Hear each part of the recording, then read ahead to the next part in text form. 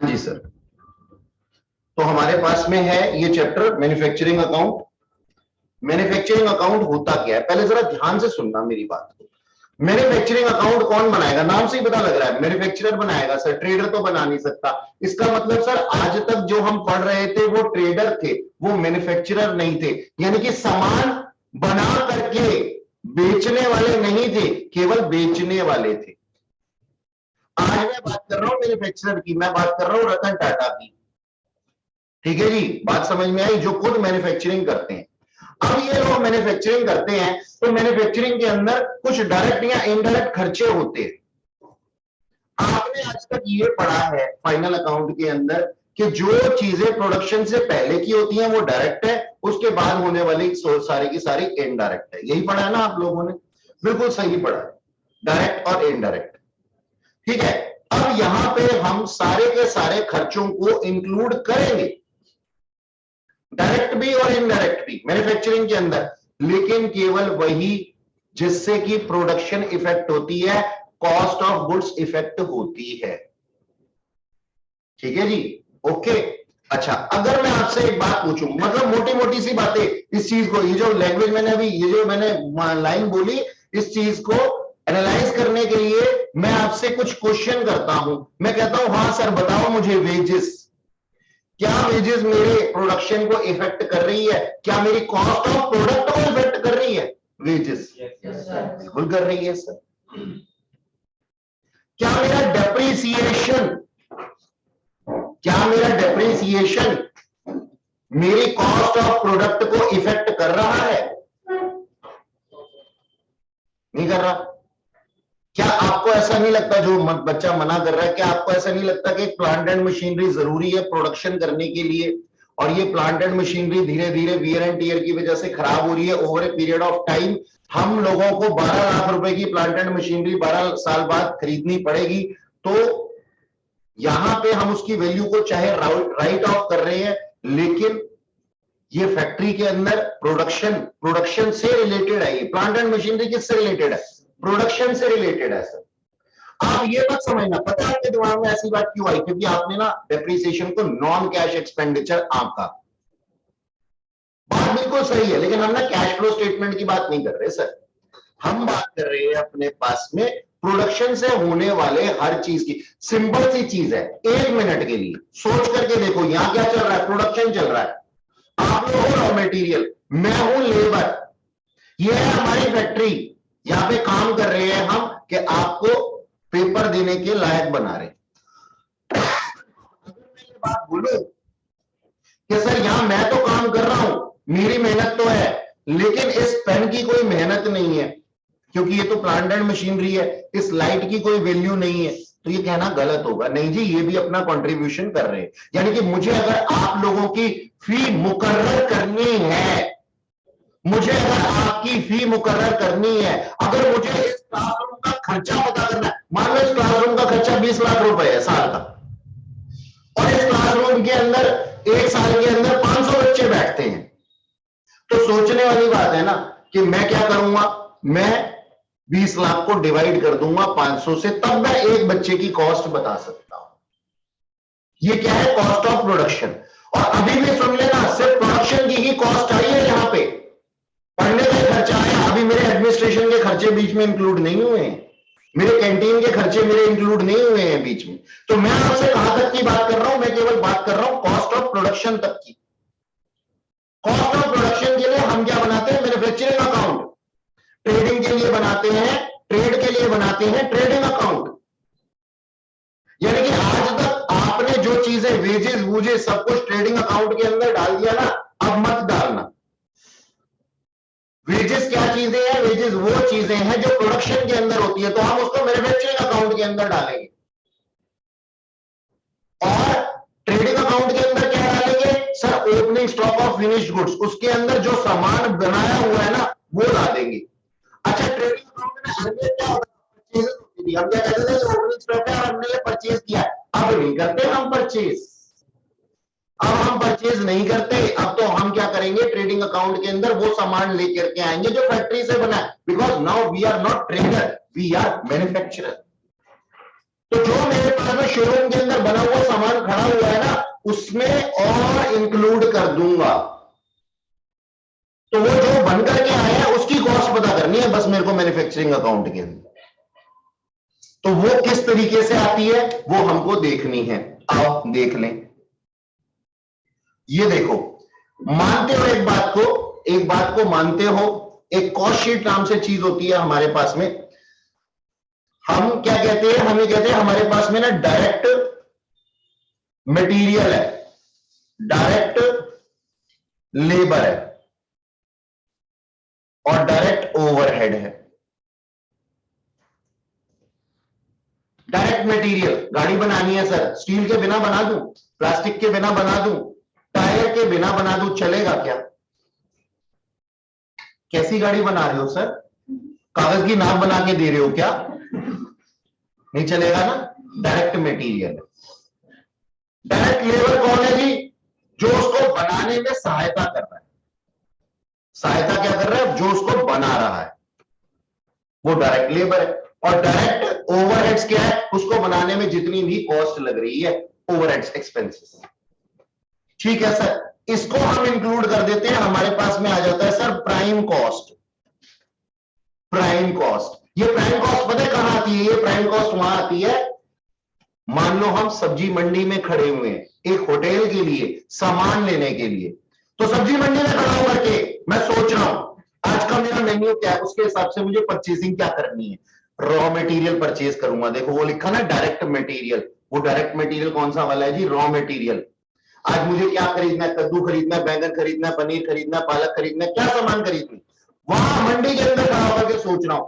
अभी मैंने सामान खरीद लिया, अभी मैं सोच रहा हूं क्या मैं इससे प्रॉफिट जनरेट कर लूंगा, क्या काम खत्म हो गया? नहीं, वही मंडी के अंदर ही खड़ा होकर के सोच रहा हूं कि इसको बनाने वाले शेफ की सैलरी कितनी दूंगा, यानी कि डायरेक्ट लेबर। और इसके अंदर हमारे पास में और कौन कौन से ओवरहेड्स होने वाले हैं जब मेरे किचन में ये सामान जाएगा, इन तीनों को मिला देता हूं। कहां पे खड़ा हूं अभी मैं? अभी मैं मंडी में ही खड़ा हूं, वहीं पे एस्टिमेशन लगा लिए मैंने सारे के सारे। तो ये मेरी क्या है? Prime cost. प्राइम कॉस्ट का मतलब समझ में आया? हिंदी अनुवाद करूं, प्राथमिक कॉस्ट को क्या कहते हैं, समझ गए ना? लागत, हाँ बिल्कुल सही। प्राथमिक लागत यानी कि पहली, फर्स्ट, सेकेंडरी, सेकेंडरी से पहले। अब ये सामान कहां जाएगा बताओ? मेरे किचन में जाएगा और वही मेरी फैक्ट्री है। मैं ना इसके अंदर बोलता हूं indirect material, indirect labour, indirect overhead. ये क्या है? ये फैक्ट्री में आ गया सामान, इनडायरेक्ट मटेरियल। सब्जी बना दूं बिना मसालों के, कैसा लगेगा? एक बार खा के देखना। सर पनीर तो खा लेंगे कोई बात नहीं, कच्चा पनीर, कुछ चीजें कच्ची खा लेते हैं, लेकिन अच्छा नहीं लगेगा। तो सबऑर्डिनेट मटेरियल जो होते हैं क्या है? हमारे इनडायरेक्ट मटेरियल्स हैं। मसाले हो गए मेरे एग्जांपल के अंदर, कार के एग्जांपल के अंदर स्टील है, स्टील के अंदर छोटी छोटी, मान लो वैसे तो प्लास्टिक बहुत सारा लगा हुआ होता है, कुछ छोटे पार्ट अगर लगे हुए हो किसी ऐसे मटेरियल के जो कि बहुत कम यूज हुआ है, इनडायरेक्ट मटेरियल। और जोर से ऊपर से, ठीक है जी। इनडायरेक्ट लेबर, अब पुरानी पिक्चरें देखी है तुमने, उसके अंदर क्या होता था? एक लेबर काम कर रहा होता था, दूसरा हंटर मार रहा होता था। काम से उसको क्या कहते थे? वो गंदा आदमी होता था, लेकिन उसको सुपरवाइजर कहते। ये सुपरवाइजर है कहां? फैक्ट्री में। ये बार बार गाइड करता रहता है, कहता है ऐसे करो, ऐसे करो, ऐसे करो, ऐसे करो। उसका काम यही है बताने का, सुपरवाइज करने। तो ये क्या है हमारे पास में? इनडायरेक्ट लेबर ऐड कर दिया, उसकी कॉस्ट भी इंक्लूड हो गई। और इनडायरेक्ट ओवरहेड्स फैक्ट्री के अंदर, और जो अटरम शटरम छुटपुट कंज्यूमेबल स्टोर्स हो गए, जैसे हमारे पास में छुटपुट खर्चे होते हैं ना। मशीन चल रही है, मशीन के अंदर डीजल लग रहा है, हाँ ठीक है, लेकिन डीजल के साथ एक इंजन ऑयल भी लगता है ना, जैसे गाड़ी चलती है ऐसे मशीन भी चलती है, एक इंजन ऑयल भी डलता है ना। कंज्यूमेबल स्टोर्स होते हैं, कुछ ऑयलिंग क्लीवेंजिंग भी करते रहते हैं ना हम, ये सब आ जाएंगे उसमें। ठीक जी, ये आ जाती है हमारी टोटल, इसको हम बोलते हैं फैक्ट्री कॉस्ट। फैक्ट्री कॉस्ट, ये तीनों को मिलाकर। हाथ खोल लो अपने, ठंड से सिकुड़ रहे हो तुम लोग नालायकों।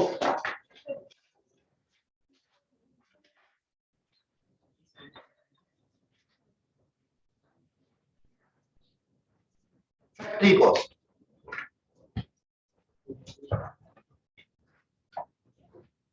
जल्दी जल्दी लिखो, फटाफट से लिखो, जल्दी से लिखो। देखो जी, सुनो मेरी बात, फैक्ट्री कॉस्ट आने के बाद में, फैक्ट्री कॉस्ट आने के बाद में हमारे पास में ये सामान। अब एक बात बताओ, देखो कोई भी ना रट्टा मारने वाली बात ही नहीं है। मुझे एक बात बताओ, फैक्ट्री से निकल करके सामान कहां जाता है? सोचो। लेबलिंग वगैरह के लिए ऑफिस में जाता है, लेबलिंग वगैरह के लिए ऑफिस। सर लेबल के लिए लेबल लगते हैं, हमने तो लेबल लगते हुए देखे फैक्ट्रीज में। नहीं नहीं, ऑफिस के अंदर जब रिकॉर्डिंग्स होती है ना चीजों की, अकाउंट तो वही मेंटेन किए जाते हैं ना, तो उसकी लेबल वगैरह भी वही लगाई जाती है।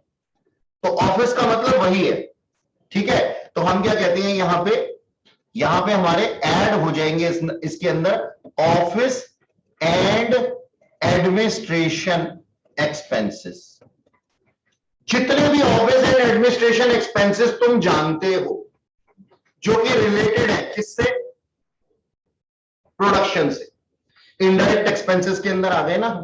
भाई एक बात बताओ, अगर मैं ये बोलूं कि मैंने ये माउस बनाया है, ये माउस है मेरे हाथ में और इसमें सिर्फ लेबर की ही लेबर लगी हुई थी, अच्छा, इसको बनाने के लिए हमने रॉ मटेरियल परचेज किया, इसको बनाने के लिए हमने अपने क्या नाम है लेबर को वेजेस पे की, सुपरवाइजर को भी कुछ वेजेस पे की, अपने ऑफिस एंड एडमिनिस्ट्रेशन के अंदर ऑफिशियल स्टाफ को भी कुछ सैलरी दी, और उसके बाद में ये चीज बन करके सामने आई, तो कॉस्ट ऑफ प्रोडक्शन के अंदर ऐड होगी। ठीक है जी, तो ऑफिस एंड एडमिनिस्ट्रेशन एक्सपेंसेस भी ऐड हो जाते हैं। अच्छा, अब एक बात बताओ, ऑफिस एंड एडमिनिस्ट्रेशन ऐड होने के बाद में ये कहां पहुंच जाता है? ये पहुंच जाता है सर शोरूम में। तो यहां पे क्या होते हैं सर? ऐड हो जाते हैं सेलिंग एंड डिस्ट्रीब्यूशन एक्सपेंसेस। ठीक है जी, बनने के बाद में सेल होने के लिए जाता है। सेलिंग एंड डिस्ट्रीब्यूशन एक्सपेंसेस के अंदर क्या हो सकते हैं सर? फ्री सैंपल, ऐसे ऐसे 5 सैंपल मैंने बेचे थे, सुनो 1000 यूनिट बनाए थे, 5 सैंपल फ्री बांट दिए। अब क्या कहूं, मैंने 1000 में से 5 कम बनाए हैं? नहीं, मैं क्या करूंगा, उनकी कॉस्ट भी इसके ऊपर डाल दूंगा, डाल देता हूं ना, पड़ा हुआ है ना। तो वो जो हमारे क्या नाम है एक्सपेंसेस होते हैं, जितनी भी एडवर्टीजमेंट हो गई, सेल्समैन की कमीशन हो गई से। अच्छा एक बात और सुनो, प्लांट एंड मशीनरी का डेप्रीसिएशन हमारे पास में फैक्ट्री ओवरहेड के अंदर, फैक्ट्री एक्सपेंसेस के अंदर आ जाएगा। और अगर सेल्स वैन का डेप्रीसिएशन होगा तो यहां पे सेलिंग एंड डिस्ट्रीब्यूशन एक्सपेंसेस के अंदर आ जाएगा। इन सबको ऐड करने के बाद क्या आ जाता है? कॉस्ट ऑफ सेल्स, यानी कि ये चीजें हमारी कॉस्ट ऑफ सेल्स। अच्छा, अब सुनो जी, 2 टर्म्स ध्यान से, 2 टर्म्स, एक रॉयल्टी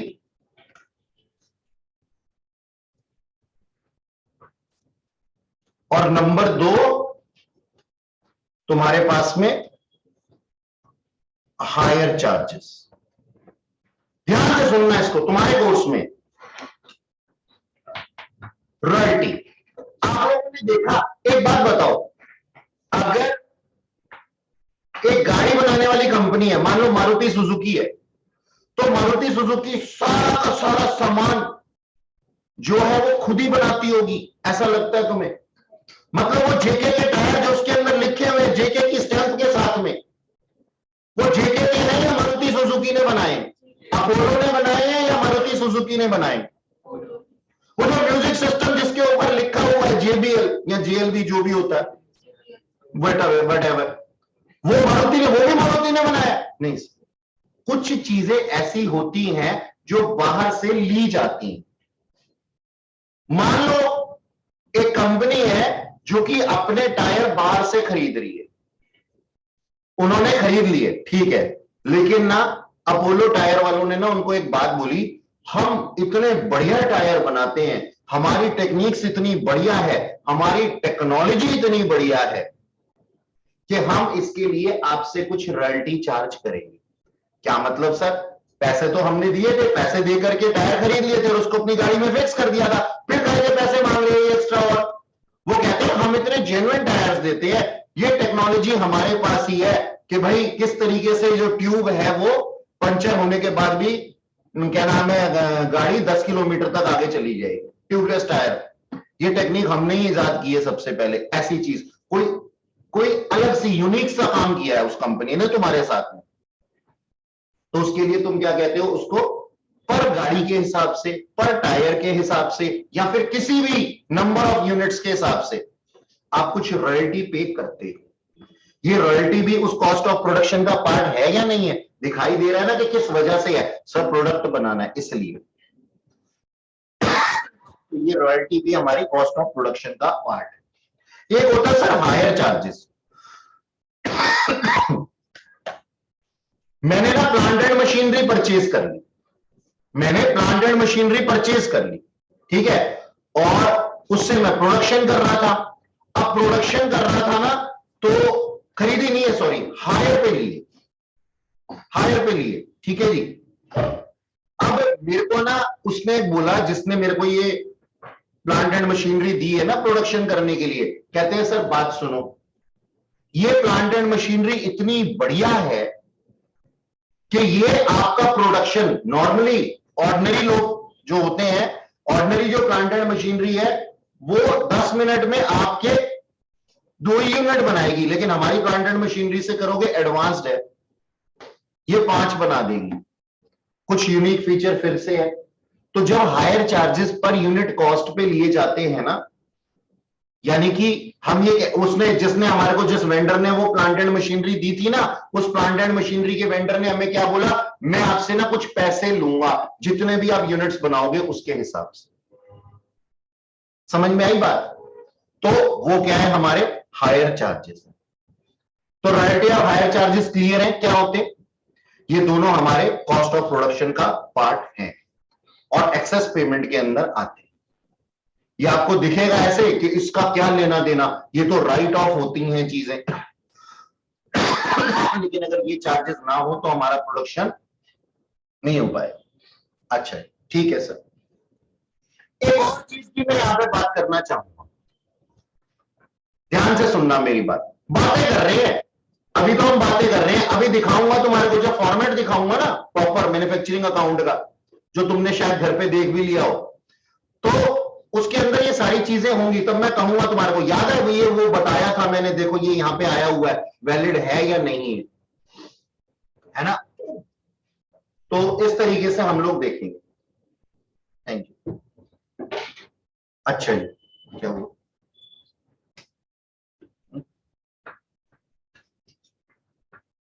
ओके ओके, हाँ कभी कभी है ना कुछ चीजें ऐसी भी होती हैं, ध्यान से सुनना मेरी बात को, पॉइंट्स हैं सारे के सारे।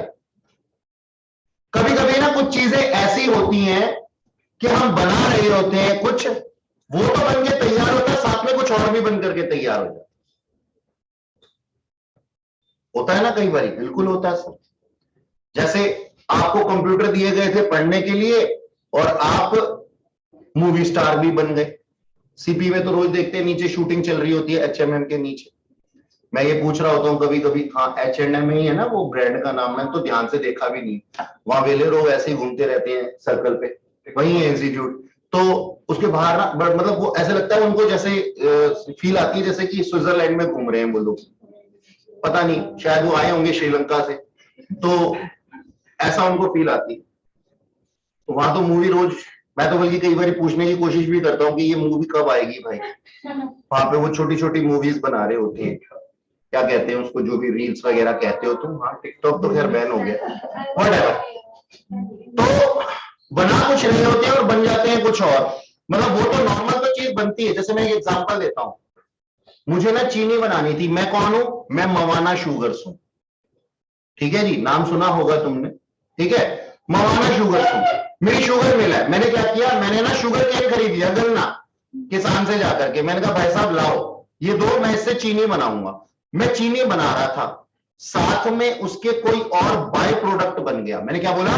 बाय प्रोडक्ट बन गया। ऐसा नहीं बोला कि वो चीज खराब हो गई, शुगर तो बना दी, साथ में बाय प्रोडक्ट बन गया, मोलासिस बन गया। या चलो मोलासिस को भी छोड़ो, मैं ये कहता हूं कि ना मैंने ना उस गन्ने के भूसे को ना ऐसे रखा हुआ था, मेरे लिए तो वेस्ट था। मैंने कहा है यहाँ पे तो मक्खियां मिनमिना रही है, इसको मैं लेकर के छोड़ करके आऊंगा, कूड़ेदान में फेंक के आऊंगा। इतनी देर में एक बंदा आया मेरे पास में, कहता है ये उठा लूं क्या? मैंने कहा क्या करेगा इसका? कहता है मेरी ना गत्ता बनाने की फैक्ट्री है। वो भी फैक्ट्री का मालिक था। मेरी ना गत्ता बनाने की फैक्ट्री है, मेरे लिए ये रॉ मटेरियल की तरह काम आएगा, ले जाऊं क्या? अब मेरा दिमाग, वैसे तो मैं इसको कूड़े के ढेर में फेंकने वाला था, मेरा दिमाग आया, मैंने कहा अच्छा, मौके का फायदा उठाना तो इंडियंस को बहुत अच्छे से आता है, वर्ल्ड वाइड सबको आता है, वर्ल्ड वाइड सबको आता है। हाँ ठीक है ठीक है, अरे मैं ब्रेक थोड़ी रहा था, इसको तो मैं घर ले जाकर के परिवार के साथ खाने वाला था। ऐसा कह करके मैंने उसको बोला 50 रुपए किलो के हिसाब से दूंगा या 10 रुपए किलो के हिसाब से दूंगा, मेरा जेन्युइन प्रोडक्ट जो है शुगर वो 50 रुपए किलो का है, 10 रुपए किलो के हिसाब से इसको तेरे को मैं दे दूंगा। वो कहता है चलो ठीक है यार, लालची आदमी, उसको भी पता लग रहा है, कहता लालची आदमी ठीक है। 10 किलो भूसा पड़ा हुआ था, 10 रुपए प्रति किलो के हिसाब से 100 रुपए उसने मुझे दिए, और वहां से वो कूड़ा उठा करके ले गया, मेरा कूड़ा साफ और पैसे आ गए। ऐसे होता है, ऐसे होता है। क्या समझते हो? ये 100 रुपए ने मेरी कॉस्ट ऑफ प्रोडक्शन गिरानी ही दी होगी, बढ़ाई नहीं होगी, गिराई होगी। कैसे?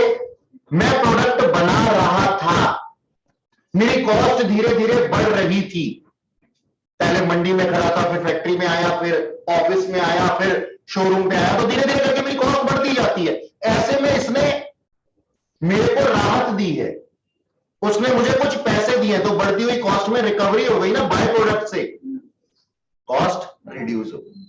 ये इनकम है बाबूजी, भगवान के लिए एक्सपेंस मत बोल देना। समझ में आई? पैसा आया है। इसी तरीके से हमारे पास में बहुत सी और भी चीजें होती हैं बाय प्रोडक्ट के अलावा, किसी और तरीके से हमने कोई इनकम अर्न की हो, तो उसको भी हम क्या कहते हैं, कॉस्ट रिड्यूस करने के अंदर इंक्लूड कर लेते हैं। वो अदर्स के अंदर क्या आता है, अभी मैन्युफैक्चरिंग के अंदर देख लेते। अच्छा, तो यहां पे मैंने क्या लिख दिया? सेल ऑफ बाय प्रोडक्ट, और यहां लिख देना decrease the cost of production. ठीक है सर, ठीक है। अब सुनो आगे की कहानी। अपने पास जो रॉ मटेरियल होता है ना, वो 3 तरीके का होता है। सुना? ओ सॉरी, मटेरियल जो होता है ना, वो 3 तरीके का होता है। एक तो होता है सर रॉ मटेरियल, एक होता है सर वर्क इन प्रोग्रेस, मानते हो? और एक होते हैं सर फिनिश्ड गुड्स।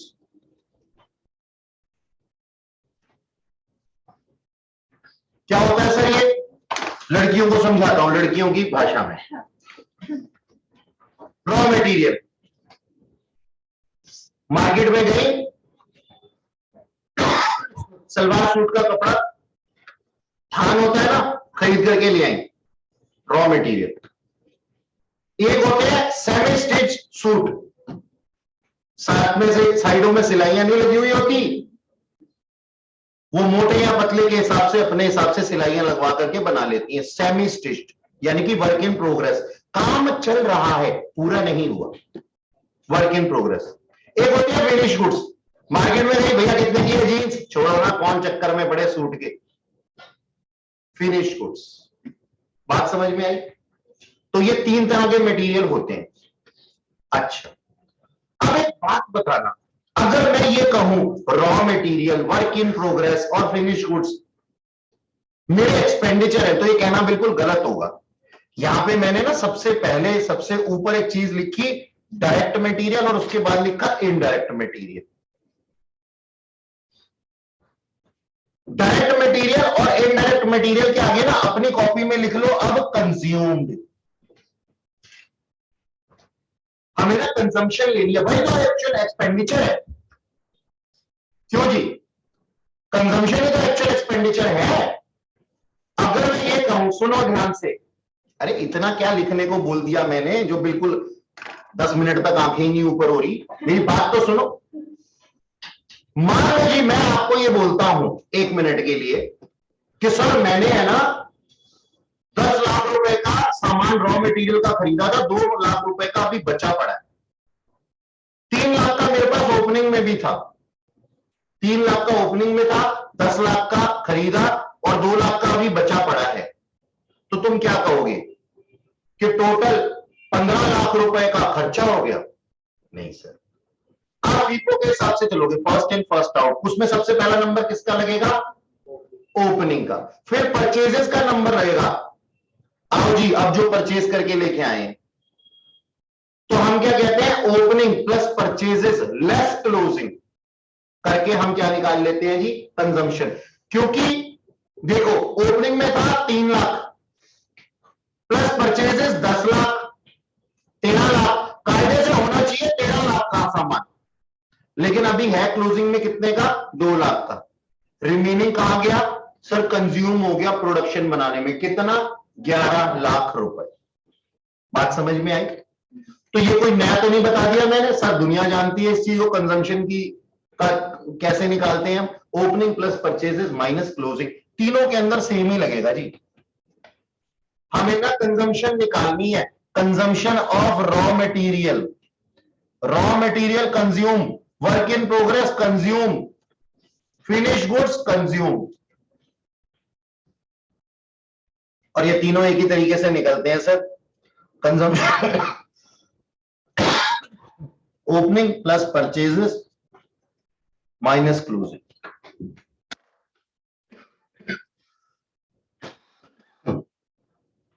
गला ठीक ही नहीं होगी मेरा।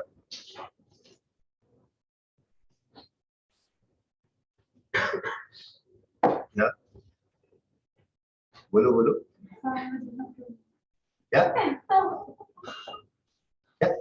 कुछ नहीं, ये क्या बात है? मतलब बोलो तो ढंग से बोलो, आपस में हंस रहे हो, मुझे भी बताओ, मैं भी हंसूंगा।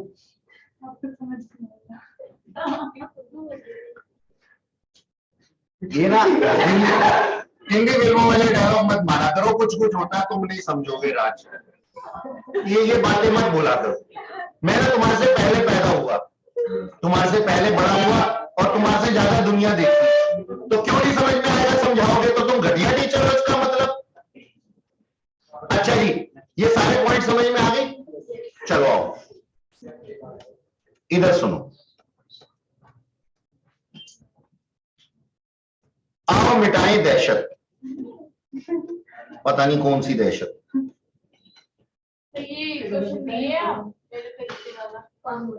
क्या मतलब आज के टेस्ट में ये वाले इससे रिलेटेड क्वेश्चंस है? मुझे क्या पता।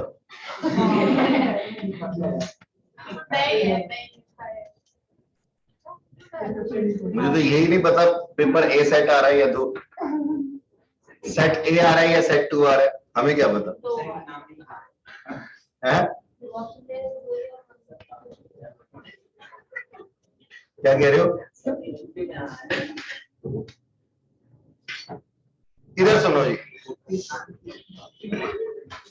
देखो ये परफॉर्मा दिया हुआ है, अब दहशत खत्म हो जाएगी। अरे बात फाड़ना बंद करो, क्या की करते रहते।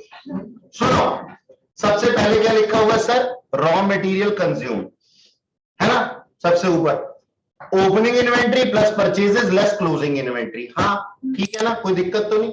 अच्छा, डायरेक्ट वेजेस मैंने बोला था, हाँ कॉस्ट ऑफ प्रोडक्शन का पार्ट है, ठीक है। डायरेक्ट एक्सपेंसेस 3 चीजें बताई थी मैंने। प्राइम कॉस्ट आ जाती है उसके बाद हमारी, ये देखो ये प्राइम कॉस्ट लिखा हुआ, यानी कि डायरेक्ट रॉ मटेरियल, लेबर और ओवरहेड, जिसे मैंने बोला था 3 चीजें ही ना डायरेक्ट वाली, तो उससे आ जाती है क्या? Prime cost. ये देखो ये हमारी प्राइम कॉस्ट आ, ये लिखिए प्राइम कॉस्ट, ठीक है जी। ये यहां पे गलती से छप गया, मिटा भी नहीं सकते हम, ये कुछ नहीं। सबसे पहले प्राइम कॉस्ट आती है 3 चीजों को जोड़कर। अच्छा, इसके बाद में फैक्ट्री ओवरहेड्स, फैक्ट्री के अंदर होने वाले जितने भी खर्चे आपको दिखाई देते हैं वो यहां पे आ जाएंगे। इसके अंदर देखो दो ही चीजें एक्स्ट्रा में लिखी हुई हैं क्योंकि ये दो चीजें नहीं है, बाकी तो फैक्ट्री के अंदर क्या चीजें यूज होती हैं तुम्हें पता है। फैक्ट्री ओवरहेड के अंदर हमने अभी डिस्कस किया था क्या, रॉयल्टी और हायर चार्जेस, ये आ गया, प्रोडक्शन से रिलेटेड है जी। हायर चार्जेस हमारे प्लांट एंड मशीनरी से थे और रॉयल्टी हमारे टायर से रिलेटेड थी, अभी बताया था मैंने, दोनों ही फैक्ट्री के अंदर चीजें काम आ रही हैं, इसलिए फैक्ट्री ओवरहेड में डाल दी। इसके बाद में तो यहां ना लिखा नहीं हुआ, इधर आप इसको लिख सकते हैं फैक्ट्री कॉस्ट। तो नीचे आएगा फैक्ट्री कॉस्ट, इनडायरेक्ट एक्सपेंसेस। अच्छा, ये इनडायरेक्ट भी इन्होंने बीच में ही डाल दिए, चलो ठीक है, हाँ फॉर्मेट की बात है, फॉर्मेट की बात है, चलो कोई बात नहीं। डायरेक्ट और इनडायरेक्ट दोनों उसने ले लिए। सुनो मेरी बात, अब यहां पे इनडायरेक्ट एक्सपेंसेस के अंदर रिपेयर एंड मेंटेनेंस, डेप्रिसिएशन, तो ये टोटल क्या निकल करके आ जाती है सर हमारे पास में, फैक्ट्री कॉस्ट, जिसको कि हम फैक्ट्री कॉस्ट कह रहे हैं, फैक्ट्री से रिलेटेड खर्चा। और इसके अंदर हम ऐड कर देते हैं ओपनिंग वर्क इन प्रोग्रेस। देखो एक बात समझ करके देखो, मैं क्या कहता हूं, वर्क इन प्रोग्रेस ओपनिंग में इतना चल रहा था, अभी के लिए हमने ये खर्चे किए, इस बार के लिए हमने ये खर्चे किए, और क्लोजिंग कितना रह गया, तो ओपनिंग तो हो गया ये, प्लस परचेजेस हो गए ये सारे के सारे जो हमने इनकर्ड किए हैं अभी। भाई वर्क इन प्रोग्रेस हम कहीं से परचेज थोड़ी ना करते हैं, वर्क इन प्रोग्रेस तो हमारी फैक्ट्री में ही चल रहा होता है ना जी। बात समझ करके देखो, हमारा काम भाई हमने ये कहा, सोच करके देखो इसमें हुआ क्या, इसमें हुआ ये, टेक्निकली सोच करके देखो, मेरे लेबर काम कर रहे थे और बहुत लार्ज एंडलेस जॉब थी, बहुत लंबा काम था, बहुत लंबा प्रोजेक्ट था, तो वो घर पे सोने नहीं जाएंगे क्या? अब वो सोने गए हैं मान लो 31 मार्च को, 1 अप्रैल को उठेंगे, मेरा ईयर एंड हो गया ना बीच में, तो मैं क्या कहूंगा, आधा अधूरा बना हुआ सामान कितने का था, इतने का था, इतने का, ठीक है।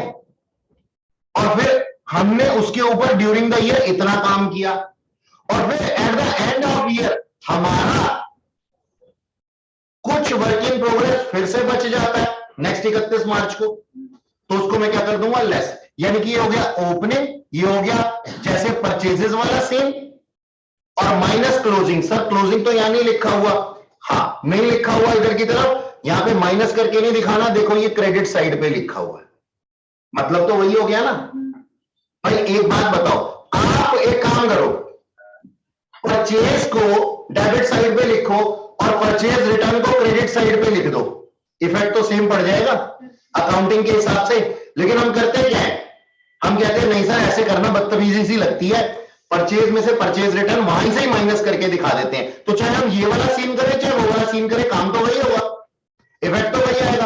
तो यहां पे हमने क्या किया, रॉ मटेरियल के साथ में opening plus purchases less closing कर दिया, जबकि वर्क इन प्रोग्रेस के साथ में हमने क्लोजिंग स्टॉक सेपरेट साइड पे क्रेडिट साइड पे दिखा दिया, ठीक है जी। तो ये हमने क्रेडिट साइड पे दिखा दिया। अच्छा सर ठीक है, इसको यहां से हटाता हूं, बहुत ज्यादा गंदा गंदा सा हो गया। हाँ, अब तुमने एक चीज देखी है, हमारे पास में क्या होता है, हमारे पास में कुछ सेल्स होती है, लेकिन अभी तक तो सामान बना ही नहीं है पूरा, तो सेल्स कैसे कर दूं? लेकिन फैक्ट्री के अंदर से कोई बाय प्रोडक्ट निकलते हैं, अभी बताया था मैंने, गन्ने का भूसा निकला था, उसको सेल कर दूंगा तो हमारी कॉस्ट रिड्यूस हो जाएगी। ये मैन्युफैक्चरिंग अकाउंट जो है ना, ये हमारा नॉमिनल अकाउंट ही है, जिसमें इधर एक्सपेंसेस और इधर की तरफ इनकम्स लिखी जा रही है, just like trading and P&L account. तो ये सारे के सारे हमारे एक्सपेंसेस लिखे हुए थे, और इन एक्सपेंसेस को कम करने वाली चीजें कहां आ जाएंगी जी, क्रेडिट साइड पे आ जाएंगी। तो देखो ये क्रेडिट साइड पे क्या लिखा हुआ है, by product net realisable value, यानी कि इसने हमारी कॉस्ट को रिड्यूस कर, इनकम है ना, जो मैंने अब तक प्रोडक्शन के ऊपर 500 रुपए खर्च किए थे और कोई मुझे आकर के 100 रुपए रिकवर कर लिए मैंने किसी से भूसा बेच करके, अपने प्रोडक्ट का नहीं बाय प्रोडक्ट का सेल करके, तो उससे मेरी कॉस्ट रिड्यूस हो जाएगी। मैंने कहा था देखो कॉस्ट रिड्यूस हो गई, क्रेडिट साइड पे लिखी जा रही, इनकम है ना, ठीक है जी। और ये हमारा टोटल क्या नाम है, मैन्युफैक्चरिंग अकाउंट हमारे सामने। कोई चीज अगर समझ, हाँ अब लास्ट में हमारे पास में ये बैलेंसिंग फिगर आ जाती है कॉस्ट ऑफ प्रोडक्शन के नाम से, यानी कि फैक्ट्री के बाद में हम आगे कौन संभालेगा, ऑफिस, ऑफिस को कौन संभालता है, P&L संभालता है ना हमारा। तो यहां से ये ट्रांसफर होगा कहां पे, ट्रेडिंग अकाउंट में। अब सुनना जरा ध्यान से, प्यार से मेरी बात सुन, नीचे बना नहीं हुआ लेकिन मैं बना देता हूं तुम्हारे लिए, ये लो,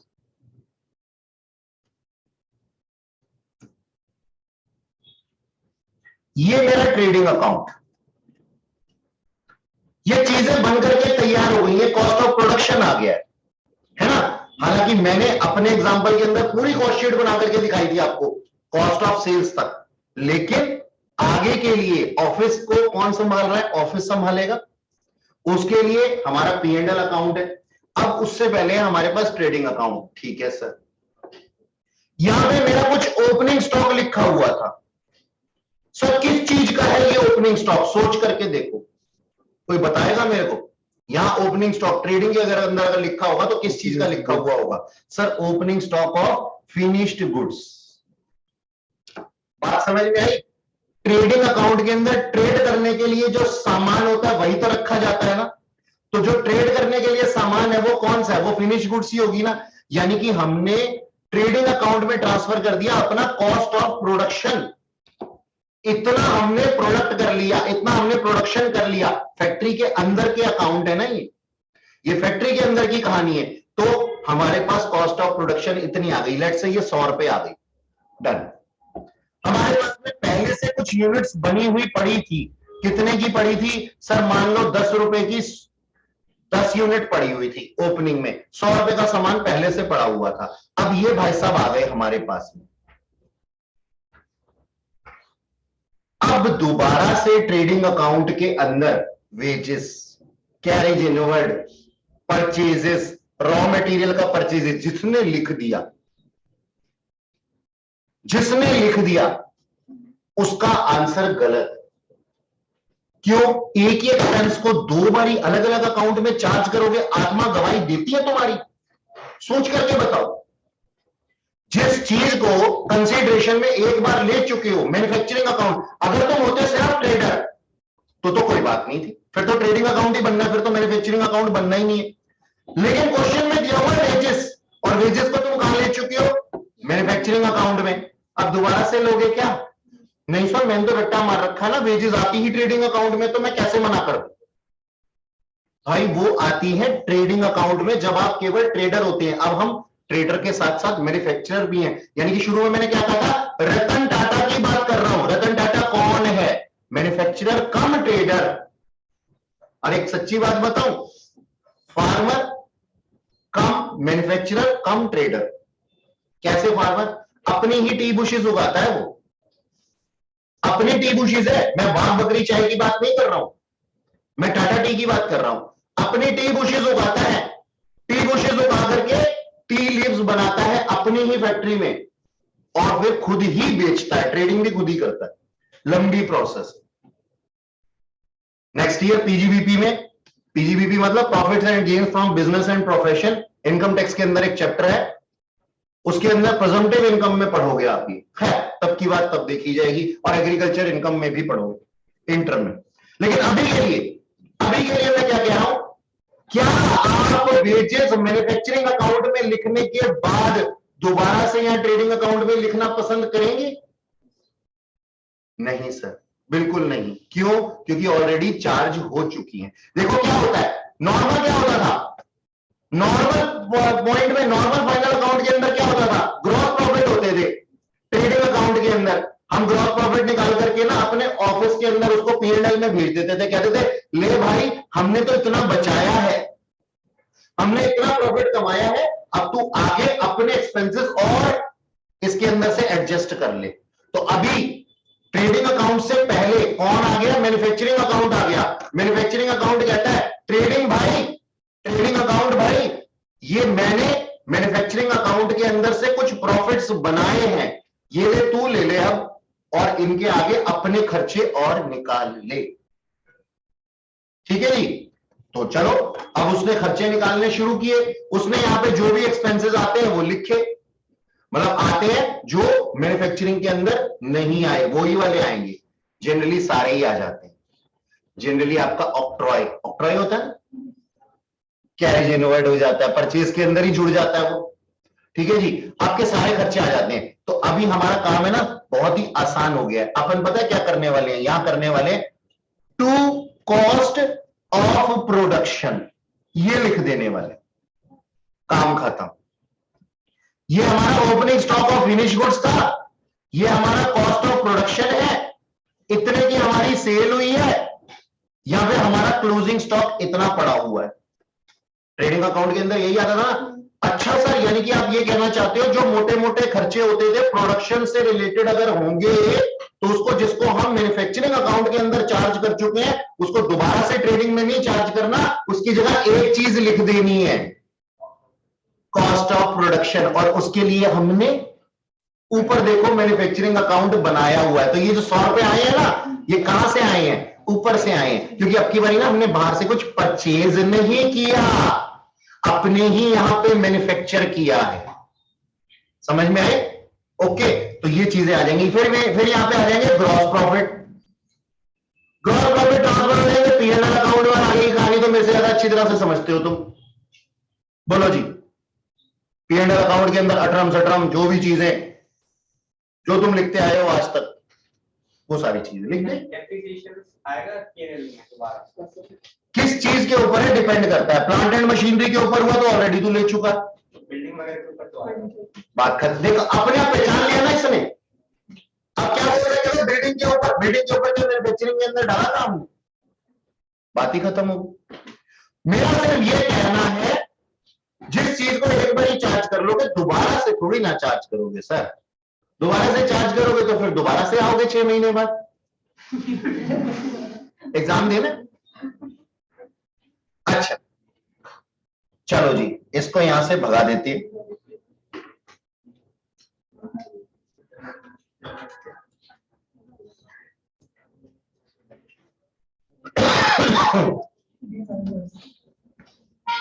ये फॉर्मेट लिखना चाहते हो तो लिख लो, कॉपी में लिखो फटाफट से, जल्दी से लिखो। हाँ बुक में है, मेरे को मालूम है, लेकिन बुक में तुम नहीं बैठे रहते ना हमेशा, सर हम कॉपी में भी कहां बैठे रहते। इलस्ट्रेशन नंबर 2 दी हुई है हमारे पास में,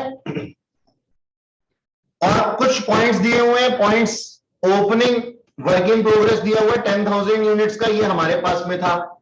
अच्छा, तो इसका मतलब क्या हुआ, 10,000 यूनिट 16,000 रुपए की, तो पर यूनिट कॉस्ट कितनी हो गई। अगर हमें पर यूनिट कॉस्ट का भी एक कॉलम बनाने को बोल दिया जाए ना तो हम बना सकते हैं, हम लिख सकते हैं वहां पे 16,000 को 10,000 से डिवाइड किया मैंने, 1.6 की पर यूनिट कॉस्ट आ गई। यानी कि ये जो पहले से मेरे पास में वर्क इन प्रोग्रेस पड़ा हुआ है उसकी कॉस्ट इतनी थी। ठीक है जी। क्लोजिंग वर्क इन प्रोग्रेस 12 रुपए पर यूनिट, यानी कि हमारे पास में 12,000 यूनिट्स है, सॉरी वो 12,000 यूनिट्स 20,000 रुपए के, 16 से अब 20 पे पहुंच गया, यानी कि हमने कुछ काम किया है, उसके बाद ही तो क्लोजिंग स्टॉक बचा है। ये हमारी इनकम है, इनकम साइड पे दिखाई देगा, मतलब इनकम नहीं, इनकम साइड पे दिखाई देगा, क्रेडिट साइड पे,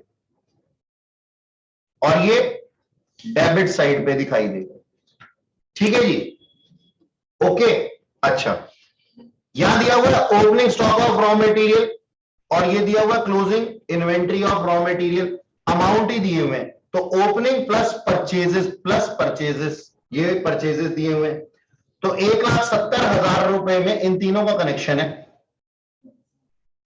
1,70,000 रुपए में हम ऐड कर देंगे कितने, 8,20,000, और माइनस कर देंगे 1,90,000, तो हमारा क्या निकल करके आ जाएगा, बोलो, कंजम्पशन, रॉ मटेरियल कंज्यूम्ड, ऐसे लिखेंगे और ये इनर कॉलम में दिखाएंगे। चलो अभी देखते हैं आंसर। हायर चार्जेस दिए हुए हैं, हाँ सर, मैन्युफैक्चरिंग अकाउंट में आते हैं ये डेबिट साइड पे। कितने दिए हुए हैं, 60 पर यूनिट। अब हमारे को निकालने पड़ते हैं नंबर ऑफ यूनिट प्रोड्यूस, लेकिन क्वेश्चन के अंदर दिए हुए हैं, तो हमारे ये कितने हो गए, 5,000 यूनिट, सॉरी 5 लाख यूनिट्स के ऊपर 60 पैसा पर यूनिट के हिसाब से जो भी आ जाएगा डेबिट साइड पे मैन्युफैक्चरिंग अकाउंट में लिख देंगे। Hire charges of factory, direct wages contracted at 80 पैसा पर यूनिट, तो इसका भी वही कर देंगे 80 पैसा मल्टीप्लाइड बाय 5 लाख और 40 पैसा per unit for closing WIP। Closing WIP कहां आएगा सर? क्रेडिट साइड पे आएगा। अच्छा, वो तो ऑलरेडी हमारे पास में ये क्लोजिंग WIP लिखा हुआ है, एक बार दोबारा पढ़ लेता हूं। डायरेक्ट वेजेस कॉन्ट्रैक्टेड एट 80 पैसे पर यूनिट मैन्युफैक्चर एंड 40 पैसे per unit for closing work in progress. ठीक है सर, वो बस उसने उसका अमाउंट बताया हुआ है। Repair and maintenance debit side पे कितना आ जाएगा जी? 1,80,000 रुपीज आ जाएगा। क्वेश्चन के अंदर कोई पॉइंट ऐसा हो जो समझ में ना आया हो, ये देखिए।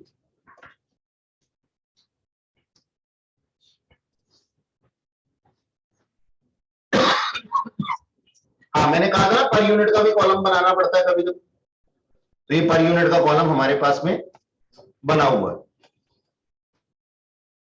ओपनिंग स्टॉक था हमारे पास में 16,000 यूनिट, 16,000 रुपए का 10,000 यूनिट थे। इसके अंदर यूनिट का कॉलम तो हमने चलो बना दिया, इसके अंदर पर यूनिट का भी एक कॉलम बनाया जा सकता है। मतलब मान लो इस तरीके से हम एक और कॉलम, अगर वो क्वेश्चन हमें ये कह दे, यहां इस क्वेश्चन में नहीं कहा हुआ, क्वेश्चन में अगर हमें ये कह दे कि जी पर यूनिट भी क्या नाम है कंप्यूटेशन करके बताओ, तो एक कॉलम और बना देंगे पर यूनिट कॉस्ट, और उसमें फिर यहां पे क्या आ जाता, देखो 16,000 को हम डिवाइड करेंगे 10,000 रुपए से, तो पर यूनिट कॉस्ट कितनी आ जाएगी? 1 रुपए 60 पैसे। ऐसे ही कोई भी चीजें दी हुई होंगी उनको हम क्या कर देंगे? डिवाइड कर देंगे उतने नंबर ऑफ यूनिट्स, तो हमारी पर यूनिट कॉस्ट आ जाती है। ठीक है, यहां पे हमने पूछा नहीं हुआ, बनाना भी नहीं, छोड़ दीजिए इसको। डेबिट साइड पे लिखा हुआ है, अच्छा, raw material consume opening plus purchases minus closing, ये मैंने बताया था टोटल कितना निकल करके आता है? 8 लाख रुपए, ये लिखा हुआ है। अच्छा जी, आगे चले हम। डायरेक्ट वेजेस वर्किंग नोट बनाया हुआ है यहां पे, आओ जी चेक कर लेते हैं। यहां पे कोई आउटस्टैंडिंग वगैरह तो दी नहीं हुई थी। डायरेक्ट वेजेस कितनी है? डायरेक्ट वेजेस है 5 लाख यूनिट्स, 80 पैसे के हिसाब से कितने? 4 लाख रुपए। ठीक है जी, और 12,000 यूनिट्स 40 पैसे के हिसाब से वर्क इन प्रोग्रेस के ऊपर लिखा हुआ था 4800 रुपए। तो टोटल कितना आ गया हमारे पास? 4,04,800 की वेजेस हमारी टोटल आ गई। किसके ऊपर? एक तो रॉ मटेरियल के ऊपर, जो काम हमने ताजा अभी अभी स्टार्ट किया, और एक जो पहले से चल रहा था उसके ऊपर टोटल वेजेस इतनी आ गई। इसके अलावा क्वेश्चन में क्या दिया हुआ हो सकता है, ध्यान से सुनना। ये नहीं लिखा होता, या फिर ये लिखा होता और एडजस्टमेंट में लिखा होता साथ में कि आउटस्टैंडिंग वेजेस भी थी, तो outstanding wages eight the end of year थी, तो उसके साथ क्या होता है? वो ऐड हो जाएगी हमारे पास, क्योंकि वो ड्यूरिंग द ईयर की थी। सैलरी लिखी होगी आउटस्टैंडिंग, तो जब हम P&L अकाउंट बनाएंगे उसके अंदर ऐड हो जाएगी नॉर्मली। ठीक, तो वैसे ही करेंगे, सारी एडजस्टमेंट्स वैसे ही चलेंगी जैसे फाइनल अकाउंट में चलती थी। अच्छा, अब ये हमने लिख दिए क्या? Direct wages. डायरेक्ट एक्सपेंसेस के अंदर हमारे पास हायर चार्जेस, हायर चार्जेस के अंदर क्या था? 60 पैसे 5 लाख यूनिट्स के लिए 3 लाख रुपया, ये लिखा। ठीक, इनडायरेक्ट एक्सपेंसेस के अंदर higher charges of factory shade, ये कहां लिखा था? मैंने देखा नहीं। Higher charge of factory level cost. मैंने नहीं देखा इसको seriously. Higher charge of factory इसी को लिखा है। Higher charges, 2,20,000, 5 lakh. Higher charges of factory लिखा है बेटा, इसको आगे, हाँ ठीक है, वो फैक्ट्री शेड मान लिया उन्होंने। फैक्ट्री शेड या फिर फैक्ट्री कुछ भी हो सकता है, मतलब फैक्ट्री पक्की भी हो सकती है, शेड भी हो सकता है। हाँ, ये लिखे हुए थे 2,20,000 रुपए। डेबिट साइड पे आएंगे, इसको हमने शायद डिस्कस नहीं किया था, 2,20,000 रुपए। और रिपेयर एंड मेंटेनेंस 1,80,000 रुपए डेबिट साइड पे। इसके अलावा हमारे पास में closing work in progress credit side पे हमने लिख दिया 20,000 रुपए का था। पर यूनिट कॉस्ट इसकी भी निकाल सकते हैं। और यहां पे अगर हमारे को, अब इस क्वेश्चन के अंदर नहीं दिया हुआ, लेकिन होता तो हम लिखते, अगर लिखा हुआ था ना कोई बाय प्रोडक्ट की हमने सेल की है और इतने units per unit cost, per unit selling price ये था, तो वो एट रियलाइजेबल वैल्यू होगा। मैं बताता हूं मैं क्या कह रहा हूं, ध्यान से सुनना। ऐसी लैंग्वेज लिखी हुई होगी, कैसी लैंग्वेज लिखी हुई होगी कि हमारा जो बाय प्रोडक्ट था ना, उसके ऊपर आज तक की कॉस्ट लगी थी मान लो 2 रुपए, और हमने इसको सेल कर दिया 3 रुपए। सबसे पहले तो मैं आप लोगों को एक बात बताना चाहूंगा कि ये जो कॉस्ट है ना, बाय प्रोडक्ट बनाने के लिए नहीं थी, तो ये डाटा ही गलत है, कंफ्यूज करने के लिए सिर्फ। क्या हम बाय प्रोडक्ट बनाने निकले थे? क्या हम गन्ने का भूसा निकालने के लिए आए थे? हम तो चीनी बनाने के लिए आए थे। तो सर ये जो 2 रुपए के बाय प्रोडक्ट की कॉस्ट यहां पे दी हुई है ना, ये देना ही बेकार है, क्योंकि हम नहीं बना रहे थे इसको, ये तो अपने आप बन करके आ गया सामने। तो हमारे को एट रियलाइजेबल वैल्यू इसकी कॉस्ट करनी है, और वो कितनी आएगी सर? सेल प्राइस लेना है हमने, तो हमने सेल प्राइस 3 रुपए, अगर क्वेश्चन में दिया हुआ होता एट सेलिंग प्राइस हम क्रेडिट साइड पे लिख देते। ये बात समझ में आ गई? कुछ भी नहीं लिखा हुआ, बैलेंसिंग फिगर हमारे पास में ये दोनों आ जाते। सॉरी, बैलेंसिंग फिगर तो ये हमारी 5 लाख यूनिट्स थी, ये हमें बताया ही गया है। 5 लाख यूनिट्स कितने की हैं? नंबर ऑफ यूनिट प्रोड्यूस इतने की हैं, इतने रुपए का अमाउंट इसका जो है हमारे पास में आया है। आप देख सकते हैं, ये देखो 16,000 प्लस 8,000 और प्लस ये सारे एक्सपेंसेस ऐड करने के बाद में ये कॉस्ट कितने की बन जाती है? 19,800,000 रुपए की बन जाती है। 19,800,000 रुपए की बन जाती है। अब इसमें हमने नंबर ऑफ यूनिट्स कितने प्रोड्यूस किए? 5 लाख, वो लिखा हुआ है। अगर कोई हमसे ये पूछ ले कि सर आपकी फाइनल कॉस्ट ऑफ प्रोडक्शन कितनी है, तो हम बता सकते हैं उसको 19,800,000 में हमने 5 लाख यूनिट्स बनाए हैं, जो भी आ जाएगा पर यूनिट कॉस्ट आ जाएगी। कोई शक? सर अगर हमें इसमें सैलरी ऑफ मेरे पास प्रैक्टिस हो जाएगी। देखिएगा,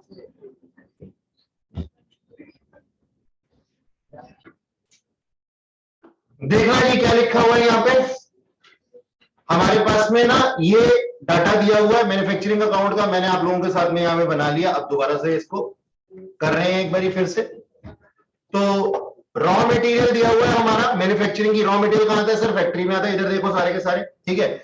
रॉ मटेरियल फैक्ट्री में आता है सर, मैन्युफैक्चरिंग डेबिट में आ जाएगा। Work in progress manufacturing debit में आ जाएगा, अभी हमने किया था। फिनिश गुड्स दिए हुए हैं हमारे को। फिनिश गुड कौन से? जो तैयार माल है। तैयार माल का ओपनिंग स्टॉक कहां आना चाहिए? बिकने वाले अकाउंट में, ना कि बनने वाले अकाउंट में। तो वो ट्रेडिंग अकाउंट की डेबिट साइड पे मैंने लिख दिया, ठीक है जी। डेटर्स हमारे एसेट है। Carriage on purchases, carriage on purchases मैं मैन्युफैक्चरिंग अकाउंट के अंदर क्यों ले रहा हूं? और अगर ऑक्ट्रॉय लिखा हुआ होता तो उसको भी मैन्युफैक्चरिंग अकाउंट के अंदर क्यों लेता?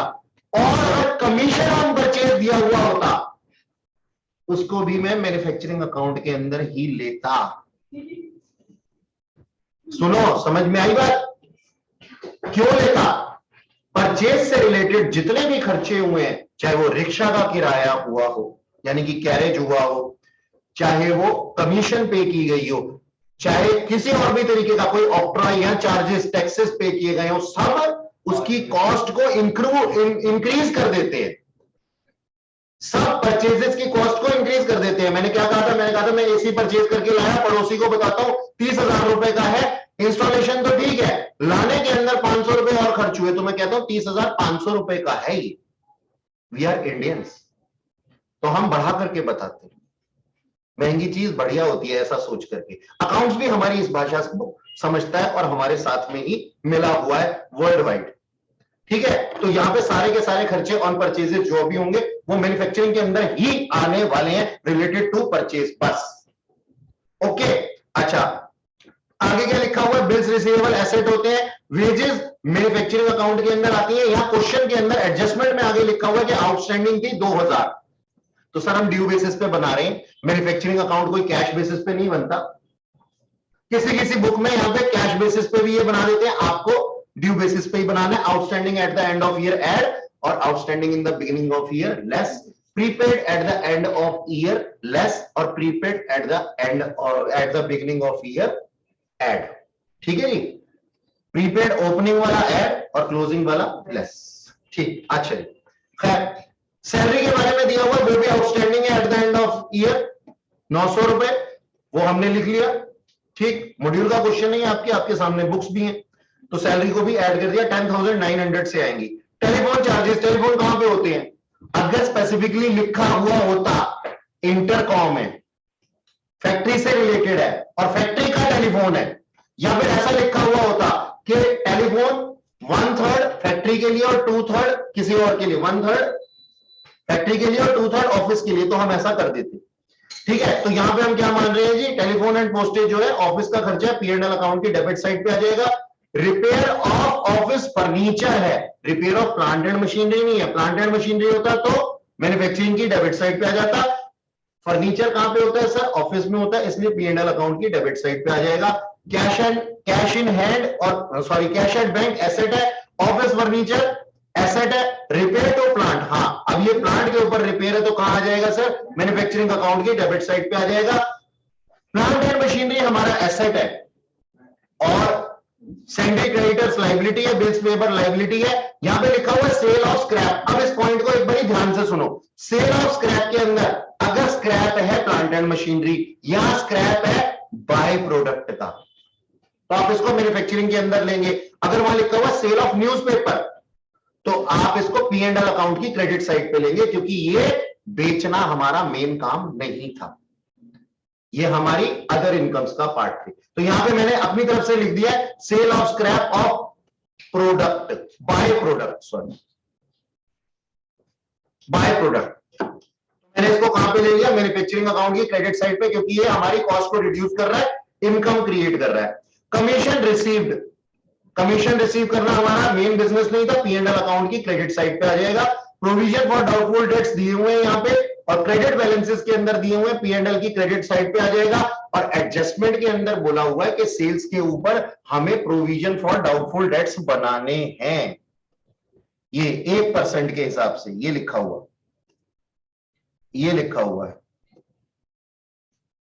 ठीक है जी, तो हम क्या मानते हैं? हम ये मानते हैं कि टोटल सेल्स जो है ना बच्चों, वो क्रेडिट सेल्स है।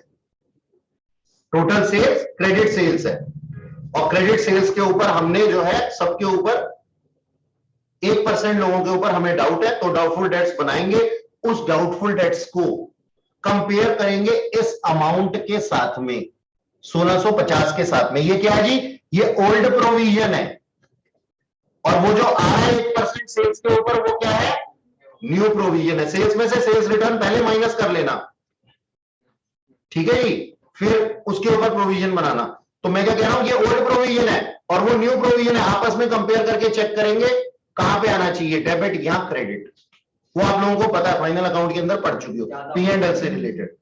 ज्यादा होगा तो डेबिट, ज्यादा होगा तो डेबिट नहीं। बात दरअसल ये है कि डेबिट वाला ज्यादा, न्यू प्रोविजन अगर ज्यादा है तो डेबिट साइड पे आएगा, अगर ओल्ड प्रोविजन ज्यादा है तो क्रेडिट साइड पे हमारी इनकम मान लिया जाएगा। लेकिन डेटर्स में से सिर्फ न्यू प्रोविजन ही माइनस होता है बैलेंस शीट में लिखने के लिए, नेट डेटर्स। ओके, ये सब चीजें ठीक है फाइनल अकाउंट के अंदर। अच्छा, कैपिटल हमारी लायबिलिटी है, सेल्स मैन्युफैक्चरिंग में मत डाल देना, मैन्युफैक्चरिंग तो कॉस्ट ऑफ प्रोडक्शन के लिए होता है, ट्रेडिंग की क्रेडिट साइड पे जहां तक डालते थे, बैंक ओवरड्राफ्ट लायबिलिटी साइड पे। अच्छा जी, रेंट ऑफ बिल्डिंग है, ये आगे लिख लीजिए, ये rent of plant and machinery होता तो पूरे के पूरे को उठाते मैन्युफैक्चरिंग अकाउंट के अंदर डाल देते। रेंट ऑफ बिल्डिंग, बिल्डिंग मैंने लिखा अपने हिसाब से, क्यों? क्योंकि यहाँ पे एडजस्टमेंट दी हुई है, ऑफिस प्रीमिसेस, नीचे देखो ये वाली, office premises occupy 1/4 of the area. तो मुझे पहले assumption लेनी पड़ी कि ये रेंट जो है वो बिल्डिंग से रिलेटेड है और बिल्डिंग के 3/4 पोर्शन में फैक्ट्री है और 1/4 में ऑफिस है। तो 3/4 रेंट को मैं कहां ले जाऊंगा? मैन्युफैक्चरिंग अकाउंट में, और हाँ डेबिट साइड पे, और 1/4 रेंट को कहां ले जाऊंगा? P&L अकाउंट की डेबिट साइड पे। लाइटिंग, इसी तरह से लाइटिंग के बारे में भी दिया हुआ है कि 2/3 कहां पे है? फैक्ट्री में। तो लाइटिंग का 2/3 मैन्युफैक्चरिंग अकाउंट के अंदर आ जाएगा 1350 का, और 1/3 कहां आ जाएगा जी? P&L अकाउंट के अंदर आ जाएगा। 1/4 1/3, हाँ एक सेकेंड इसको थर्ड कर देता हूँ। ओहो सॉरी, ये तो ठीक है। लाइटिंग, लाइटिंग जो है ठीक है, सुनो ना, मेरे को इसके अंदर चेंज नहीं करना, मेरे को इस वाले पॉइंट के अंदर चेंज करना, ये वाले के अंदर। तो 2/3 जो है हमारे पास में लाइटिंग का क्या कहां चला जाएगा? अपने पास में फैक्ट्री में चला जाएगा 1350 का, और रिमेनिंग जो 1/3 बच जाएगा वो ऑफिस में आएगा। ऑफिस में आएगा तो P&L अकाउंट की डेबिट साइड पे आएगा, फैक्ट्री वाला मैन्युफैक्चरिंग अकाउंट की डेबिट साइड पे आएगा। जनरल एक्सपेंस के बारे में कुछ नहीं लिखा हुआ, जनरली मैं एक्सपेक्ट करता हूं कि यहां पे ही लिखा हुआ होता है जनरल एक्सपेंस से रिलेटेड, ये P&L अकाउंट की डेबिट साइड पे चला जाएगा। अब एडजस्टमेंट पढ़ लेते हैं एक बार, कुछ भी अगर हो छूट गया हो पॉइंट देख लेते हैं। क्लोजिंग स्टॉक लिखे हुए हैं हमारे पास में, closing stock of raw material, ये मैन्युफैक्चरिंग अकाउंट के अंदर opening plus purchases minus closing करेंगे, वहां डेबिट साइड पे आना, तो ये वैसे क्रेडिट साइड पे चाहिए, लेकिन डेबिट साइड पे जो कैलकुलेशन करेंगे ना, opening plus purchases minus closing, वहां पे आ जाएगा। फिनिश गुड्स ये आ जाएगा सर ट्रेडिंग अकाउंट की क्रेडिट साइड पे, ठीक है जी।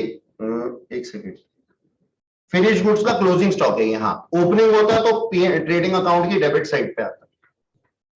फिनिश गुड्स का क्लोजिंग स्टॉक है ट्रेडिंग अकाउंट की क्रेडिट साइड पे, और एडजस्टमेंट में दिया हुआ तो बैलेंस शीट में एसेट साइड पे, दो जगह पोस्टिंग होगी। ऊपर भी बैलेंस शीट में भी होता है, उसमें भी दे रखे हो। क्या क्या क्या? वो ओपनिंग था भाई साहब, वो ओपनिंग था, मैं भी इस चीज को देख चुका हूँ, 1 अप्रैल लिखा ना, हाँ ध्यान रखना इस चीज का। हाँ ओपनिंग स्टॉक में आ जाएंगे, वो ओपनिंग स्टॉक में क्या कंजम्पशन में आ जाएंगे, opening plus purchases less closing. अबे इसमें क्या बात है यार, पूछा उसने तो क्या हो गया। अच्छा, रॉ मटेरियल हो गया, फिनिश गुड्स हो गया, सेमी फिनिश गुड्स, ये मैन्युफैक्चरिंग अकाउंट की क्रेडिट साइड पे आ जाएगा, बचा हुआ माल है, ठीक है। सैलरी हम कर चुके, देख चुके। प्लांट एंड मशीनरी पे डेप्रिसिएशन लगेगा, वो मैन्युफैक्चरिंग अकाउंट के अंदर आएगा डेबिट साइड पे, और ऑफिस फर्नीचर के अंदर जो डेप्रिसिएशन 7.5% लगेगा वो P&L अकाउंट की डेबिट साइड पे आएगा। प्रोविजन की चर्चा हम कर चुके हैं, ऑफिस प्रेमिसेस लाइटिंग की चर्चा हम कर चुके हैं, ये पूरा क्वेश्चन हम लोगों ने जो जहां पे जाना है मैंने आप लोगों के साथ डिस्कस कर लिया। अब ये इसका सॉल्यूशन दिया हुआ, जो बच्चा रिकॉर्डेड देख रहा है जिसके पास में बुक नहीं है वो इसका स्क्रीनशॉट ले सकता है, ये रहा।